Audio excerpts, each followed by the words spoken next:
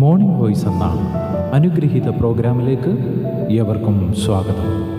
ദൈവനാമ മഹത്വത്തിനായി ഒരു ഗാനം നമുക്കിപ്പോൾ ശ്രവിക്കാം. യേശുരാജൻ വേഗം തന്റെ വാനസമൂഹമതാ വന്നിടുന്നീ ലോകത്തിൻ്റെ രാജാവായി വാഴുവാനാ. യേശുരാജൻ വരുന്നുണ്ട് ലോകത്തിൽ വാഴുവാനാ. ഏവരോടും കൽപ്പിക്കുന്നുണ്ട് ഒരുങ്ങിക്കൊള്ളുവാനാ. യേശുരാജൻ വേഗം തന്റെ വാനസമൂഹമതാ വന്നിടുന്നീ ലോകത്തിൻ്റെ രാജാവായി വാഴുവാനാ. ഇന്ന് വചനത്തിൽ നിന്ന് നമ്മോട് സംസാരിക്കുന്നത് കർത്താവിൻ്റെ ശ്രേഷ്ഠദാസൻ കുഞ്ഞുമോൻ തോട്ടപ്പള്ളി. പ്രാർത്ഥനയോടെ ധ്യാന ചിന്തകൾ ശ്രവിക്കാം. ദൈവനാമത്തിന് മഹത്വമുണ്ടാകട്ടെ. അപ്പോസ്തല പ്രവൃത്തികളുടെ പുസ്തകം 8-ാം അധ്യായത്തിൻ്റെ 1 മുതൽ 8 വരെ ഞാൻ വായിക്കുന്നത് ശ്രദ്ധിച്ചാലും, അവനെ കൊല ചെയ്തത് ശൗലിന് സമ്മതമായിരുന്നു. അന്ന് യെരൂശലേമിലെ സഭയ്ക്കൊരു വലിയ ഉപദ്രവം നേരിട്ടു. അപ്പോസ്തലന്മാർ ഒഴികെ എല്ലാവരും യഹൂദിയ ശമരിയ ദേശങ്ങളിൽ ചെതറിപ്പോയി. ഭക്തിയുള്ള പുരുഷന്മാർ സ്തെഫാനോസിനെ അടക്കം ചെയ്തു. അവനെക്കുറിച്ച് വലിയൊരു പ്രലാപം കഴിച്ചു. എന്നാൽ ശൗൽ വീട് തോറും ചെന്ന് പുരുഷന്മാരെയും സ്ത്രീകളെയും പിടിച്ചിഴച്ച് തടവിൽ ഏൽപ്പിച്ചുകൊണ്ട് സഭയെ മുടിച്ചു പോന്നു. ചെതറിപ്പോയർ വചനം സുവിശേഷിച്ചും കൊണ്ട് അവിടെ സഞ്ചരിച്ചു. ഫിലിപ്പോസ് ശമര്യ പട്ടണത്തിൽ ചെന്ന് അവരോട് ക്രിസ്തുവിനെ പ്രസംഗിച്ചു. ഫിലിപ്പോസ് ചെയ്ത അടയാളങ്ങളെ പുരുഷാരങ്ങൾ കേൾക്കുകയും കാണുകയും ചെയ്യുകയാൽ അവൻ പറയുന്നത് ഏക മനസ്സോടെ ശ്രദ്ധിച്ചുകൊണ്ടിരുന്നു. അശുദ്ധാത്മാക്കൾ ബാധിച്ച പലരിൽ നിന്നും അവ ഉറക്കെ നിലവിളിച്ചുകൊണ്ട് പുറപ്പെട്ടു. അനേകം പക്ഷവാതക്കാരും മുടന്തരും സൗഖ്യം പ്രാപിച്ചു. അങ്ങനെ ആ പട്ടണത്തിൽ സന്തോഷം ഉണ്ടായി. സ്തെഫാനോസിൻ്റെ രക്തസാക്ഷി മരണത്തിന് ശേഷം സംഭവിച്ച കാര്യമാണ് നാം വായിച്ചത്. അന്ന് യെരൂശലേമിലെ സഭയ്ക്ക് വലിയ ഒരു ഉപദ്രവം ഉണ്ടായി. അതിൻ്റെ കാരണം സ്തെഫാനോസിൻ്റെ രക്തസാക്ഷ്യത്തിനെതിരായിട്ട്, അവനെ കല്ലെറിഞ്ഞ് കൊന്നതിനെതിരായിട്ട് ദൈവമക്കൾ പ്രതികരിച്ചില്ല.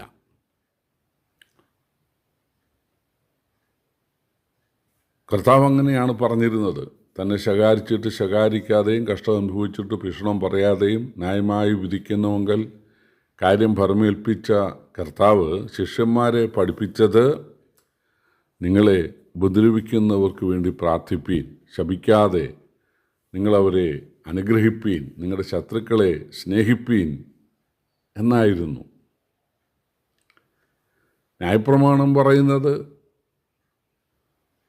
പല്ലിന് പകരം പല്ല് എന്നാണ്, കണ്ണിന് പകരം കണ്ണ് എന്ന് പറഞ്ഞാൽ നിന്നെ അടിച്ച് ഒരു കണ്ണ് കളഞ്ഞാൽ നിനക്ക് ഒരു കണ്ണ് കളയാം. നിന്നെ അടിച്ച് ഒരു പല്ല് കളഞ്ഞാൽ നിനക്കും ഒരു പല്ല് അവൻ്റെ അടിച്ച് കളയാം. പക്ഷേ യേശു പറഞ്ഞത്, ഒരു കാരണവശാലും അങ്ങനെ പ്രതികാരത്തിന് ചിന്തിക്കരുത്, ക്ഷമിക്കുകയാണ് വേണ്ടത് എന്നാണ്. അതാണ് സുവിശേഷത്തിൻ്റെ പ്രത്യേകത. കർത്താവായ യേശുക്രിസ്തു നമുക്ക് തൻ്റെ സ്വഭാവം നൽകുകയാണ്. അല്ലെങ്കിൽ ദൈവത്തിൻ്റെ ആത്മാവ് നമ്മിൽ വ്യാപരിച്ച് നമ്മെ ക്രിസ്തുവിൻ്റെ സ്വഭാവമുള്ളവരാക്കി മാറ്റുകയാണ്. അതാണ് സുവിശേഷത്തിൻ്റെ സാധ്യത. അല്ലാതെ മരണശേഷം സ്വർഗം എന്നുള്ളത് അല്ല. അതുകൊണ്ട് അത് ശരിയാണ്. പക്ഷേ ഈ ഭൂമിയിലാണ് ഏറ്റവും അധികം നമ്മൾ ദൈവത്തിനായി പ്രയോജനപ്പെടുന്നത്. സ്വർഗത്തിൽ അവിടെ ഭക്ഷ്യക്ഷാമമില്ല, അല്ലെങ്കിൽ രോഗമില്ല, അവിടെ വേദനയില്ല, ദുഃഖമില്ല. ഇവിടെ ലോകം നമുക്കെതിരാണ്, നമ്മുടെ ജഡപ്രകൃതി നമുക്കെതിരാണ്, ചിലപ്പോൾ വീട്ടുകാരെതിരായിരിക്കും, നാട്ടുകാരെതിരായിരിക്കും, പിശാച് നമുക്കെതിരാണ്. അങ്ങനെയുള്ള എതിർപ്പുകളുടെ മധ്യേ യേശുവിൻ്റെ സ്വഭാവം വെളിപ്പെടുത്തണം. യേശുവിൻ്റെ ശുശ്രൂഷ കാലത്ത് യേശുവിനെ സ്നേഹിക്കുന്ന ആളുകളെക്കാൾ അധികം യേശുവിനെ പകയ്ക്കുന്നവർ, അല്ലെങ്കിൽ യേശുവിനെ വാക്കിൽ പിടിക്കാൻ കുരുക്കാൻ ശ്രമിക്കുന്ന ആളുകളായിരുന്നു അധികം. പക്ഷേ അത് മനസ്സിലാക്കിയിട്ടും യേശു അവരെയൊക്കെ സ്നേഹിച്ചു എന്നാണ് നാം മനസ്സിലാക്കുന്നത്.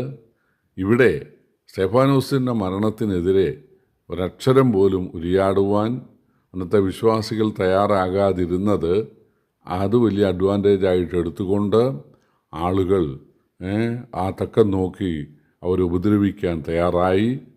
ആ സമയത്ത് ശിഷ്യന്മാർ, യെരുശലേമിലെ വിശ്വാസികൾ തങ്ങൾക്കുണ്ടായിരുന്ന വീടും മുമ്പേ തന്നെ അവർ തങ്ങളുടെ നിലങ്ങൾ വിറ്റ് ദൈവവേലയ്ക്ക് കൊടുത്തവരാണ്.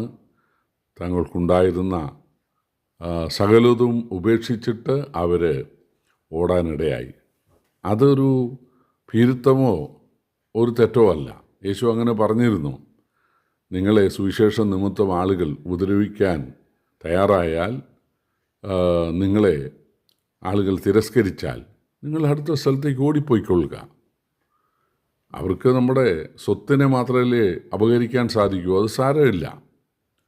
നിങ്ങൾക്ക് തീർച്ചയായിട്ടും അടുത്ത സ്ഥലത്ത് പോയി ദൈവത്തിനായിട്ട് പ്രയോജനപ്പെടാം. അതാണ് കർത്താവ് ഉദ്ദേശിച്ചത്.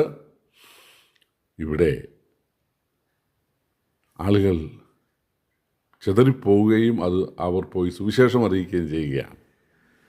പ്രിയപ്പെട്ടവരെ, സഭ കർത്താവിൻ്റേതാണ്.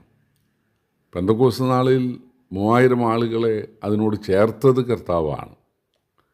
പിന്നീട് അനന്യാസിനെ സഫീറയും കുറച്ചത് കർത്താവാണ്. പിന്നീട് ശിഷ്യന്മാരുടെ എണ്ണത്തെ പെരുക്കുവാൻ ഇടയാക്കിയത് കർത്താവാണ്. ഇപ്പോൾ ഇതാ ഒരു ഡിവിഷൻ കർത്താവ് വരുത്തുകയാണ്. അതെന്തിനാണ്? ആളുകൾ പോയി സുവിശേഷം അറിയിക്കാൻ ഇടയാകണം. അത് പണ്ടേ കർത്താവ് പറഞ്ഞിരുന്നതാണ്. തൻ്റെ മരണത്തിന് മുമ്പ് പോലും കർത്താവ് അത് പറഞ്ഞിരുന്നതാണ്. പരിശുദ്ധാത്മാവ് നിങ്ങളുടെ മേൽ വരുമ്പോൾ നിങ്ങൾ ശക്തി ലഭിച്ചിട്ട് ആദ്യം യെരുശലേമിലും പിന്നെ യഹൂദയിലും പിന്നെ ശമര്യയിലും ഭൂമിയുടെ അറ്റത്തോളം എൻ്റെ സാക്ഷികളാകണം എന്ന് പറഞ്ഞിരുന്നതാണ്. പക്ഷേ ഇവർ ഒരുമിച്ച് കൂടി ഭക്ഷണം കഴിച്ച് പാട്ടും പ്രാർത്ഥനയും ഒക്കെ ആയിട്ട് യെരുശലേമിൽ മാത്രം കേന്ദ്രീകരിച്ച് കഴിയുകയായിരുന്നു. അതുകൊണ്ടാണ് ചെറിയ ഒരു രക്തസാക്ഷിത്വത്തിലൂടെയും പീഡയിലൂടെയും അവരെ ആ ദൗത്യത്തിലേക്ക് കർത്താവ് നയിച്ചത്. വേദപുസ്തകത്തിലൊരു വാക്യമുണ്ട്, ഇടർച്ചകൾ വരേണ്ടത് ആവശ്യം, പ്രത്യേകിച്ച് നിങ്ങളിൽ കൊള്ളാവുന്നവർ തെളിയേണ്ടതിന് അതാവശ്യം എന്നാണ്. ഇപ്പോൾ ഇവർ കൊള്ളാവുന്നവരായി മാറുകയാണ്.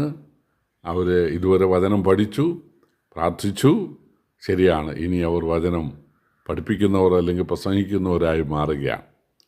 ഇതിൽ ഒരാളുടെ കാര്യം പ്രത്യേകിച്ച് എടുത്തു പറഞ്ഞിരിക്കുകയാണ്, ഫിലിപ്പോസിൻ്റെ കാര്യം. യെരുശലേമിലെ സഭയിൽ ഭക്ഷണ കാര്യത്തിനായിട്ട് തിരഞ്ഞെടുക്കപ്പെട്ട 7 പേരിൽ രണ്ടാമനാണ് ഇദ്ദേഹം. ഒന്നാമത്തെ ആൾ സ്തെഫാനോസാണ്. സ്തെഫാനോസിനെ കല്ലെറിഞ്ഞു കൊന്നു. വാസ്തവം പറഞ്ഞാൽ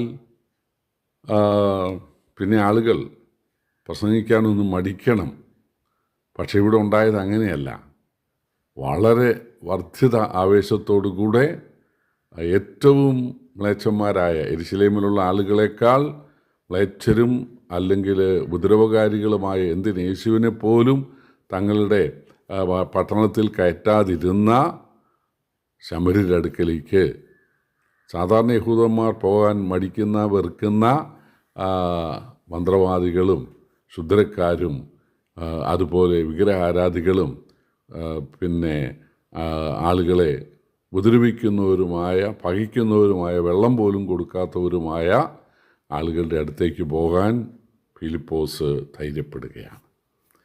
അത് പ്രത്യേകമായിട്ട് ഇവിടെ എടുത്ത് പരിശുദ്ധാത്മാവ് പറയുകയാണ് അവൻ്റെ ധീരത.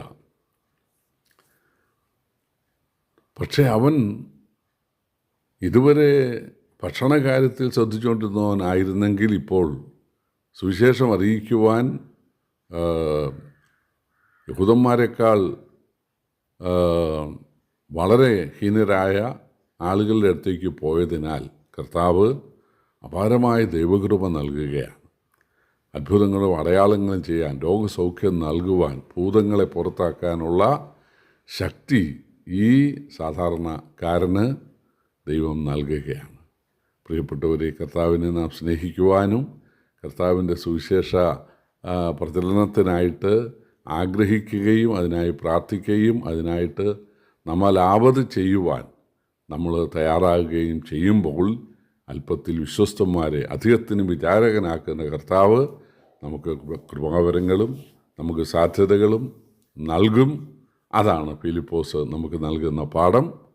കർത്താവ് നമ്മെ സഹായിക്കട്ടെ. കർത്താവിൻ്റെ വിലയേറിയ നാമം വാഴ്ത്തപ്പെടുമാറാകട്ടെ. ഇതുവരെ ഞങ്ങളെ ശ്രദ്ധിച്ച എല്ലാവർക്കും വീണ്ടും വരുന്ന കർത്താവിൻ്റെ വിശുദ്ധമായ യേശുക്രിസ്തുവിൻ്റെ നാമത്തിൽ ഞങ്ങളുടെ സ്നേഹവന്ദനം അറിയിക്കുന്നു. കർത്താവ് നമ്മളെല്ലാവരെയും അനുഗ്രഹിക്കുമാറാകട്ടെ. ആമേൻ. യേശുരാജൻ വീണ്ടും ലോകെ മേഘത്തിൽ വന്നിടുന്നു. ചേർക്കും തൻ വിശുദ്ധന്മാരെ മേഘത്തിൽ തന്നോടൊന്ന്. യേശുരാജൻ വരുന്നുണ്ട് ലോകത്തിൽ വാഴുവാനാ. ഏവരോടും കൽപ്പിക്കുന്നുണ്ട് ഒരുങ്ങിക്കൊള്ളുവാനാ. യേശുരാജൻ വേഗം തന്റെ വാനസമൂഹമതാ